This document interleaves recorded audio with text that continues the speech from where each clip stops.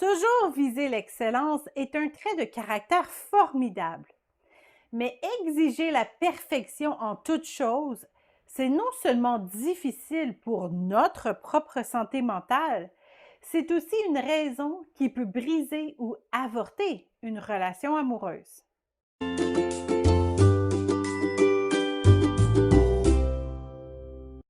Il y a parfois des passages dans la Bible qui semblent se contredire. Dans Matthieu 5,48, Jésus dit: Soyez donc parfaits, comme votre Père céleste est parfait. Puis, dans 2 Corinthiens 12,9, l'apôtre rapporte ce que Dieu lui a dit.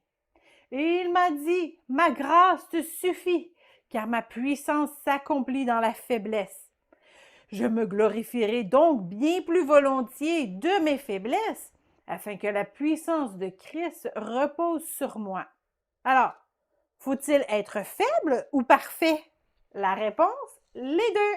Lorsque Jésus parle de perfection, il parle ici d'agir avec l'amour parfait de Dieu. Mais moi, je vous dis, aimez vos ennemis, bénissez ceux qui vous maudissent, faites du bien à ceux qui vous haïssent, et priez pour ceux qui vous maltraitent et qui vous persécutent, afin que vous soyez fils de votre Père qui est dans les cieux. Car il a fait lever son soleil sur les méchants et sur les bons, et il fait pleuvoir sur les justes et sur les injustes. Matthieu 5, 44 et 45. Être parfait, c'est d'agir comme notre Père céleste le fait.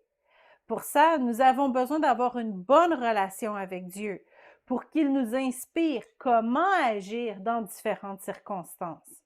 Donc oui, il faut viser en tout temps à agir et réagir comme Dieu, donc parfaitement. Mais Dieu sait que nous vivons dans un temple de chair et que nous aurons des écarts de conduite. Mes petits enfants, je vous écris ces choses afin que vous ne péchiez point. Et si quelqu'un a péché, nous avons un avocat auprès du Père, Jésus-Christ le juste. 2 Jean 1, 2.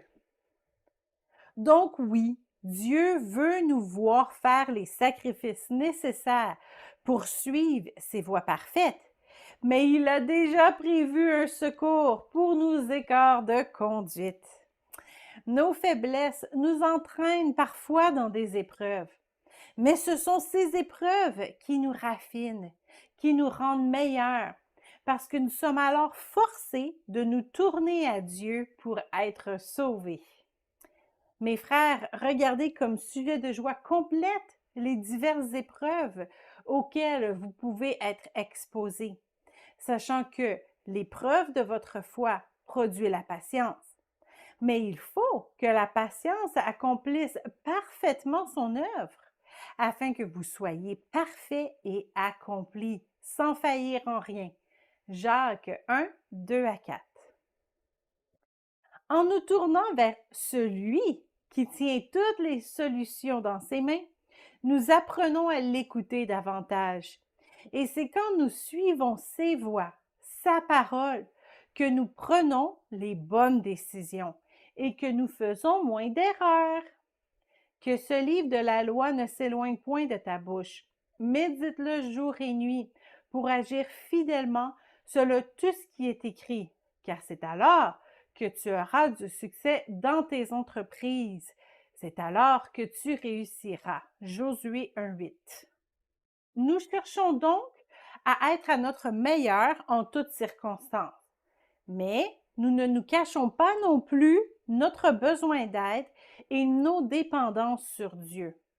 Il nous faut cet équilibre pour avoir de la compassion pour nous-mêmes, mais aussi pour les autres. Lorsqu'une personne exige la perfection envers elle-même, elle l'exige aussi aux autres. Et c'est un des pires poisons pour une relation. Plusieurs célibataires le sont parce qu'il n'y a jamais personne assez parfaite pour eux. Un écart de conduite et hop, congédié. Être parfait comme Dieu, c'est aussi de pouvoir pardonner comme Dieu. c'est d'être prêt à aider les autres dans leurs faiblesses et à demander de l'aide dans nos faiblesses. Ne cherchez donc pas un partenaire parfait. Cherchez plutôt un partenaire dont les faiblesses sont vos forces et vice-versa. Vous serez alors un duo efficace pour bâtir le royaume de Dieu.